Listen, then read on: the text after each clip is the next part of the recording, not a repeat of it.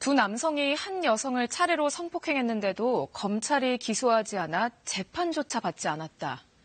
10년 전 일어난 사건을 전하는 이유는 이런 내용이 그동안 세상에 알려지지 않았기 때문이기도 하지만 당시 검찰 처분에 석연찮은 부분이 있기 때문입니다. 계속해서 강병수 기자입니다. 검찰은 먼저 유 씨를 모텔로 데려가 성폭행한 이모 씨에게 준강간과 절도, 주거침 및 강간 등의 혐의를 적용했고 뒤이어 성폭행한 김 씨에게도 주거침 및 강간 등의 혐의를 인정했습니다. 당시 준강간죄는 반의사 불벌죄로 처벌을 원치 않는다는 피해자의 합의서 때문에 기소할 수 없는 상황. 하지만 이 씨와 김 씨에게 모두 적용된 주거침 및 강간 등의 혐의는 반의사 불벌죄가 아닙니다. 피해자가 처벌을 원치 않아도 기소할 수 있고 무기징역 또는 5년 이상의 징역형을 받을 수 있는 중범죄입니다. 당시 수사검사는 기소하려 했지만 피해자가 다시 처벌을 원치 않는다는 탄원서와 합의서를 제출해 기소유예를 결정했다고 밝혔습니다. 하지만 피해 여성 유 씨는 탄원서 등을 제출한 배경에 담당 검사의 태도도 작용했다고 말합니다.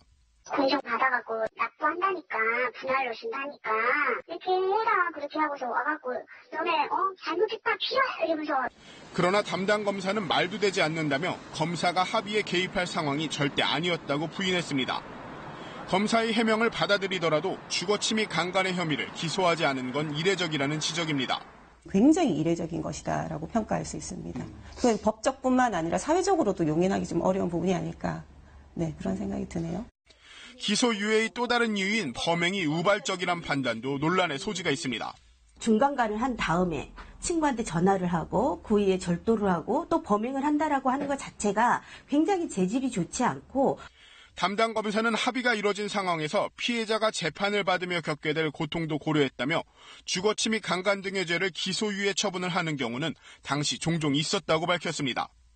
처음 수사를 맡은 경찰은 피해자와 가해자들의 합의에도 불구하고 특수 강간 등의 혐의를 적용해 기소 의견으로 검찰에 송치했습니다. KBS 뉴스 강병수입니다.